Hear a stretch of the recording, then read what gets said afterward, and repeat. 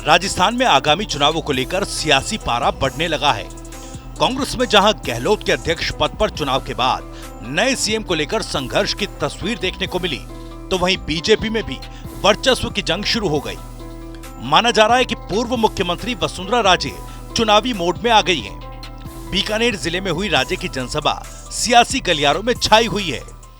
वसुंधरा राजे के लिए नौखा, देशनोक और बीकानेर शहर से लोगों की भीड़ उमड़ी, जहां राजे ने समर्थकों से कहा कि मेरा कोई भी काम सीधे सीधे नहीं होता, संघर्ष करना पड़ता है। आज बीकानेर में मुहर लग गई, अब कोई नहीं रोक सकता। तो सबसे कहना है कि वो समय आएगा, हमारे और आपके जिंदगी के अंदर मेहनत लिखा है। मैं कहती हूँ कि कोई भी काम मेरे को आसानी से नहीं मिला है, और मुझे लगता है कि आप लोग जो भी यहाँ बैठे हुए हो उनको भी आसानी से नहीं मिला है। हर काम के लिए हम सबको मिलकर मेहनत करने की जरूरत है। अगर आप और हम मेहनत करेंगे तो मुझे विश्वास है कि ईश्वर हम सब के ऊपर आशीर्वाद देगा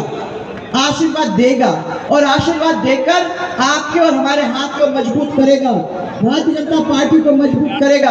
और जिन लोगों ने 5 साल हमारे सबके साथ खिलवाड़ किया है, उन लोगों को हटाकर हमको फिर से मौका देगा, ताकि आने वाले समय के अंदर मोदी जी के हाथ को हम लोग मजबूत कर पाए और जोरदार तरीके से फिर से हमारी सरकार बनाने का काम करें। माना जा रहा है कि वसुंधरा राजे के बीकानेर जिले की जनसभा को लेकर गूंज जयपुर से दिल्ली तक पहुंची है।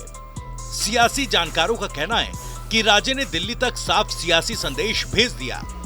राजे ने जनसभा के जरिए संकेत दिए कि राजस्थान की राजनीति में बीजेपी आलाकमान को उनकी अनदेखी 2023 के विधानसभा चुनाव में बहुत भारी पड़ सकती है। बता दें कि वसुंधरा राजे के शक्ति प्रदर्शन और बीकानेर जनसभा में चर्चा इसलिए भी हो रही है कि उनका ये दौरा पार्टी की तरफ से घोषित कार्यक्रम नहीं था और इसे वसुंधरा का देव दर्शन के लिए निजी टूर बताया गया था।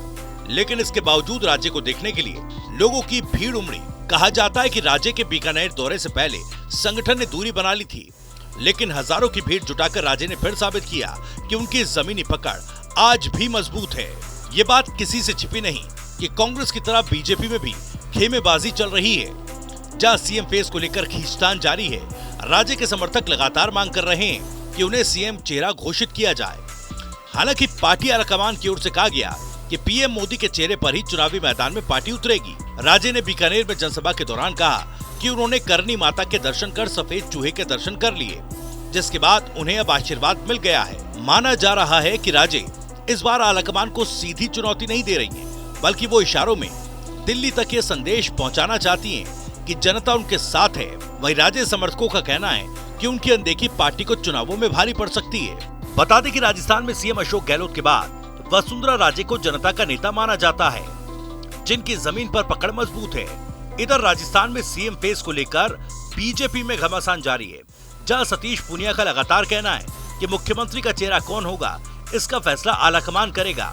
इसके अलावा वसुंधरा की इस यात्रा के मायने इसलिए भी अहम है क्योंकि बीते महीने बीजेपी आलाकमान की ओर से प्रदेश अध्यक्ष सतीश पूनिया की रामदेवरा यात्रा रोक दी गई थी, जिसके बाद पूनिया ने कुछ दिन बाद अकेले यात्रा निकाली थी।